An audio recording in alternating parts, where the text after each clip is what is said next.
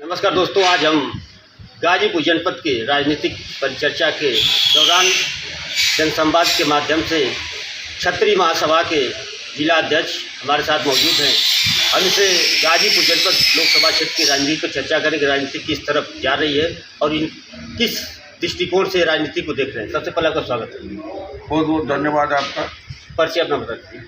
मैं राजकुमार सिंह, जिला अध्यक्ष अखिल भारतीय क्षत्रिय महासभा युवा गाजीपुर। राजकुमार जी, एक सवाल है कि वर्तमान समय में गाजीपुर लोकसभा क्षेत्र की राजनीति की क्या दशा और दिशा चल रही है? वर्तमान समय में गाजीपुर लोकसभा 75 जो है भारतीय जनता पार्टी के पक्ष में है। जनता का मूड पूर्णतः भारतीय जनता पार्टी के पक्ष में है और हर जात, हर धर्म, हर बिरादरी के लोग जो भारतीय जनता पार्टी को वोट दे रहे हैं।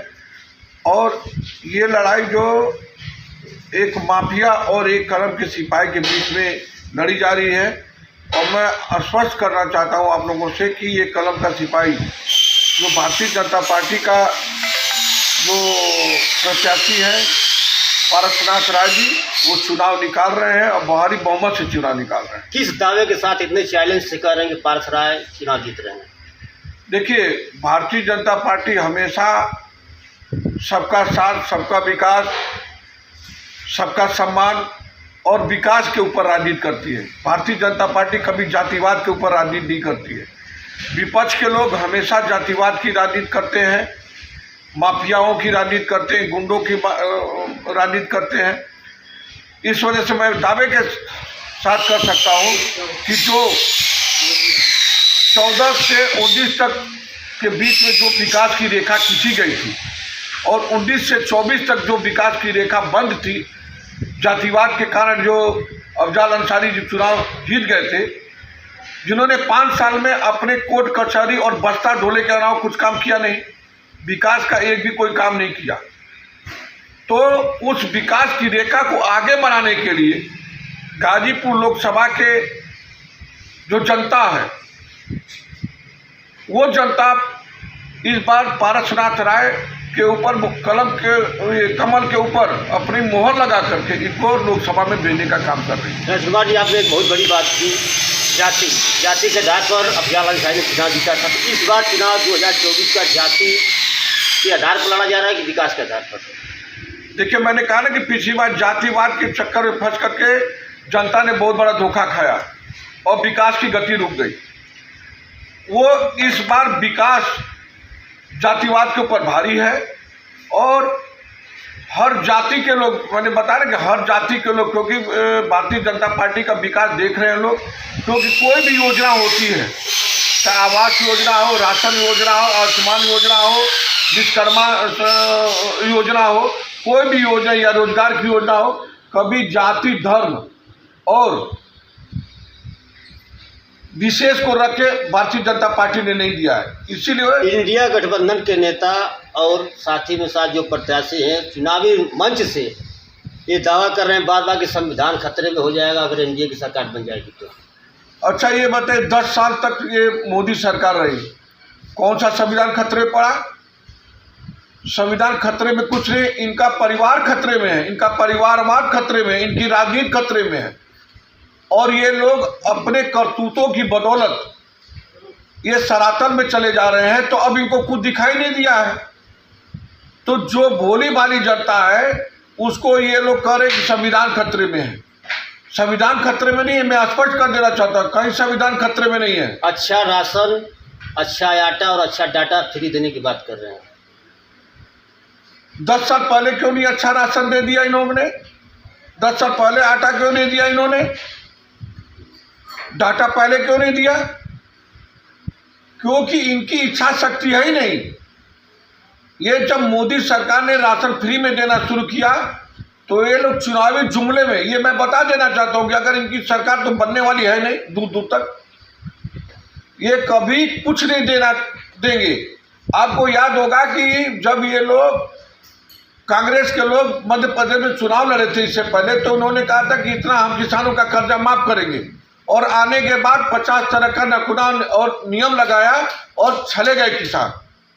लेकिन आज के दिन में हिंदुस्तान का किसान मोदी सरकार में 6,000 रुपया पा रहा है। तो ये उन लोगों का जुमला है, ये कुछ फ्री में देने वाले नहीं है, बल्कि जनता से लेने वाले लोग हैं। बीते दिनों गाजीपुर में समाजवादी पार्टी के राष्ट्रीय अध्यक्ष अखिलेश यादव आए थे, जिन्होंने मंच से दावा किया था कि 140 सीटों के लिए तरसा देगी 140 करोड़ देश की जनता। भाई भगवान ने मुंह दिया, जबान दिया, कुछ भी कहने के लिए आज़ादी है। ये तो लोकतंत्र है, कुछ भी आप कह सकते हैं, लेकिन जनता इसका फैसला करेगी ना। आप तो फैसला करेंगे नहीं, आप करें 140 है। हम तो यही पूछना चाहते हैं आपके माध्यम से कि ये लोग बता दें कि कितनी सीटें पा रहे हैं। इनका कोई भी गठबंधन का साथी जो मूल पार्टी कांग्रेस है, वो कितनी सीटों पे चुनाव लड़ रही है? वो खुद ही जितना पूर्ण बहुमत चाहिए उतने सीटों पे चुनाव नहीं लड़ रही है। तो किस हिसाब से वो लोग अपनी सरकार बना रहे हैं और किस हिसाब से प्रधानमंत्री बन रहे हैं? जिसको प्रधानमंत्री बनने का शऊर नहीं है, वो प्रधानमंत्री बनने की बात करता है। इनके परिवार में इतने लोग थे, आज तक सिर्फ तुष्टीकरण की राजनीति किए, अपने परिवारों के लिए कई एकड़ जमीन जो समाधि बना डाले। अभी राम मंदिर बन रहा था तो लोग कहते थे इससे बढ़िया अस्पताल बन जाता, वो बन जाता।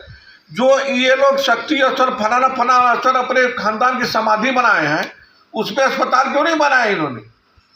और राम मंदिर की जगह अस्पताल बनाने की बात करते हैं। ये करने वाले कौन है? सिर्फ जनता को बरगला रहे हैं। आप देख लीजिएगा 4 तारीख को फिर से विश्व का जो सबसे बड़ा नेता आज की डेट में है, माननीय प्रधानमंत्री नरेंद्र मोदी जी प्रधानमंत्री बनने जा रहे हैं और पारसनाथ राय चुनाव गाजीपुर लोकसभा जीत रहे हैं। और इधर बलिया से नीरज शेखर जी चुनाव बम्पर वोट से जीत रहे हैं, इसमें कोई दो राय नहीं है। इन्हीं की पत्नी है डिम्पल यादव, जो सपा नेत्री के नाम से जानी जाती है। उन्होंने एक आरोप लगाया था कि 10 साल भाजपा सरकार में हर तरफ दिखा बर्बादी का मंजर। आप अपना कार्यकाल भूल गए। सफाई में नाच होता था, जनता का पैसा बंदरबाट होता था, जो शिव भक्त थे उनके ऊपर लाठियां चलाई जाती थी, मंदिरों से लाउडस्पीकर उतार लिए जाते थे। वो भूल गए। चारों तरफ बर्बादी तो उनके राज में थी। माफियाओं, गुंडा, मवाली सब रोड पे थे। आज की डेट में जब से योगी जी आए हैं, या तो ऊपर है या तो जेल में है, और नहीं तो जाकर के कहीं ठेला खोंचा लगा करके जीवन यापन कर रहे हैं यही गुंडे मवाली। बर्बादी तो उनके राज में हुआ करती थी। आप लोग का ये लोग कृष्ण की बोलते हैं कि हम कृष्णवंशी हैं, कृष्ण को भगवान मानते हैं। मथुरा का याद है कांड, और मथुरा को आज तक ये लोग आज़ाद नहीं करा पाए, कृष्ण भूमि को आज़ाद नहीं करा पाए। ये लोग क्या बात करेंगे? डिम्पल यादव अपना देके अपनी सीट बचाने यही काफ़ी है। बसपा मुख्य मायावती का एक बयान आया था कि अगर मेरी सरकार बनी केंद्र में तो अलग पूर्वांचल राज्य बनेगा। ये बताए मायावती जी 2 बार 3 बार मुख्यमंत्री बन चुकी हैं, कितनी बार पूर्वांचल राज्य बनाया इन्होंने? जब मुख्यमंत्री थी, केंद्र में कांग्रेस की सरकार थी, इनके सपोर्ट से सरकार चल रही थी, उस समय पूर्वांचल राज्य याद नहीं आया। आज पूर्वांचल राज्य याद आ रहा है। मैंने कह दिया इनके पास कुछ नहीं है, कुछ करने लायक नहीं है। अगर जिसके पास इच्छा शक्ति होती है वो करके दिखाता है। देखिए धारा 370 हटी, राम मंदिर भी बना, विश्वनाथ कॉरिडोर भी बना, और आने वाले समय में मथुरा और काशी का विकास होगा और वो भी बनेगा। चारों तरफ इंफ्रास्ट्रक्चर में देख रहे कितना विकास हुआ है, रेल के मामले में कितना विकास हुआ, एयरपोर्ट बने, एम्स बने हैं। ये लोग कुछ नहीं किए, सिर्फ बातें करते, करने वाले कुछ नहीं है। बीते दिनों कन्नौज में देखा गया कि महाराणा प्रताप की मूर्ति पर उनके मूर्ति से छेड़छाड़ दुर्व्यवहार किया गया। क्या कहना है इस पर आपका?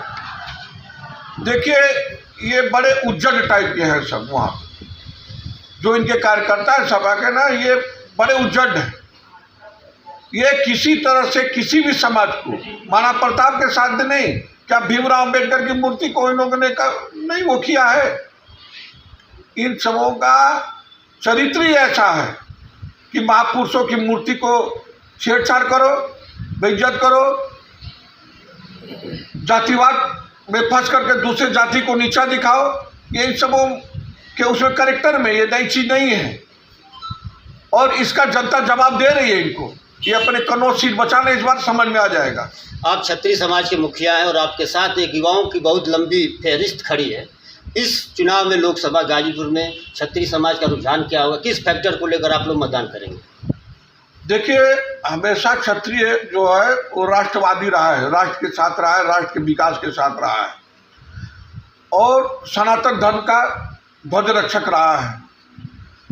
आज क्षत्रिय समाज देख रहा है, योगी जी को देख रहा है, मोदी जी को देख रहा है और सनातन धर्म को देख रहा है, विकास को देख रहा है। तो जाहिर है कि वो योगी जी और मोदी जी के साथ जाएगा और पार्श्वनाथ राय को चुनाव जीता करके फिर से लोकसभा में भेजने का कार्य करेगा। इसके बाद एक छोटा सा सवाल है कि अभी अफजाल अंसारी जो इंडिया गठबंधन के प्रत्याशी का बयान आया है कि गाजीपुर लोकसभा क्षेत्र में मनोज सिन्हा चुनाव लड़ रहे हैं। अब रेगिस्तान को में खड़े हैं तो सब रेगिस्तान रेते रेत दिखाई देगी। तो उनको अभी भी सपने में सिर्फ मनोज सिन्हा ही दिखाई दे रहे हैं। उनको डर सता रहा है कि मैं चुनाव हार रहा हूँ। उनको इतना भय हो गया है कि भारतीय जनता पार्टी इस बार चुनाव जीत रही है, वो हार रहे हैं। हताशा है ये हताशा की वजह से कर रहे मनोज सिन्हा चुनाव लड़ रहे हैं। चलिए, अब हम बलिया लोकसभा क्षेत्र के बारे में बात कर रहे हैं। यही आपके बगल में मौजूद है बलिया लोकसभा क्षेत्र, जहाँ से समाजवादी पार्टी के प्रत्याशी सनातन पांडे और पूर्व प्रधानमंत्री चंद्रशेखर जी के सुपुत्र नीरज शेखर चुनाव लड़ रहे हैं। तो एक तरह से देखा जाए तो बलिया लोकसभा सीट पर मुलायम बनाम चंद्रशेखर की लड़ाई दिख रही है। क्या कहना है आपका? देखिए, मुझे एक वाक़या याद आता है कि जब प्रधानमंत्री हुआ करते थे चंद्रशेखर जी, तो वो साउथ में प्रचार करने गए थे। तो उस समय वहाँ के लोगों ने पूछा कि आप अपना प्रचार नहीं कर रहे, लोगों का प्रचार कर रहे हैं दूसरे कैंडिडेट का, आपकी स्थिति क्या? पत्रकारों ने पूछा। तो उन्होंने कहा कि चंद्रशेखर सिंह का चुनाव जो है वो बलिया की जनता लड़ती है, चंद्रशेखर नहीं लड़ते हैं। तो आज मैं बता देना चाहता हूँ आपके माध्यम से कि नीरज शेखर जी का चुनाव नीरज शेखर नहीं लड़ रहे हैं, बलिया की जनता चुनाव लड़ रही है। वो चंद्रशेखर जी के आदर्शों का चुनाव बलिया की जनता चुनाव लड़ रही है। और इसी बेस में मैं कह सकता हूं कि बलिया का जनता नीरज शेखर को विजयी बनाकर लोकसभा में भेजने वाली है। सनातन पांडे जो पिछली बार हारे थे, इस बार भी, पिछली बार तो कम वोट से हारे थे, इस बार उससे कई गुना वोट से हारने वाले हैं, ये सच्चाई है। टिकट पाने के बाद सनातन पांडे एक नारा लगाया कि अगर मैं इस बार चुनाव में हार गया तो मेरी लाश या तो बलिया के डीएम की लाश उठेगी। देखिए, ये तो धमकी है। ये तो मैंने कहा ना कि समाजवादी पार्टी के चरित्र में है गुंडागर्दी उनके चरित्र में है। ये धमकी है कि अगर मैं चुनाव, जैसे एक होता है ना कि मैं वो चढ़ जाता टावर पे कि ये मेरी मांग पूरी करो, नहीं तो मैं आत्महत्या कर लूँगा, नहीं तो टंकी फाड़ दूंगा। तो ये धमकी ये करेंगे, मरने वाले भी नहीं ना मारने वाले हैं, ये कोरी धमकी देने वाले हैं, ये कुछ नहीं करने वाले हैं। जो बलिया की जनता एक बार मूड बना चुकी है कि नीरज शेखर को लोकसभा में भेजना है, उसकी हताशा इनको बोल रही है और कुछ नहीं बोल रहा है। बीते दिनों पूर्व मंत्री नारद राय, पूर्व विधायक राम इकबाल सिंह ने समाजवादी पार्टी की सदस्यता से इस्तीफा दिया। उससे किसको लाभ और किसको हानि मिलेगी? देखिए, राम इकबाल सिंह जी और नारायण राय जी ने जो भारतीय जनता पार्टी का ज्वाइन किया, क्योंकि वहाँ ज्वाइन नहीं किया, जो मतलब समर्थन दिया है, जो आप ही के समर्थन दिया, क्योंकि हाल ही में जब ये अखिलेश जी आए थे, और नारायण राय जो है बहुत अच्छे नेता हैं, बहुत बढ़िया नेता हैं, राम इकबाल जी बहुत अच्छी पकड़ वाले नेता हैं। जब आप इनका अपमान करेंगे तो आपके साथ क्यों रहेंगे? और जाहिर सी बात है कि इनके आने से नीरज शेखर जी मजबूत हुए हैं और इसका असर आने वाले समय में जो 4 तारीख को गिनती होगी उसका साफ साफ पता चल जाएगा। अब अगला सवाल राजकुमार जी, 1 तारीख को मतदान होना है, अपने क्षेत्रवासियों को, अपने शुभचिंतकों से क्या अपील करना चाहते हैं? बस यही अपील करना चाहता हूँ कि जैसा नारा शुरू से दिया जा रहा है कि पहले मतदान फिर जलपान। हमें पता है कि बहुत प्रचंड गर्मी है, टेम्परेचर बहुत ज़्यादा हाई है, लेकिन आप लोगों से निवेदन है कि मतदान करिए, देश हित में मतदान करिए, क्योंकि एक बार जब चूक जाएंगे तो 5 साल पछताना पड़ेगा। इसलिए 5 साल पछताना ना पड़े, थोड़ा सा कष्ट उठाइए, मतदान करिए और मतदान करने के बाद अपने घरों में रहिए, लेकिन मतदान अवश्य करें। बहुत बहुत धन्यवाद।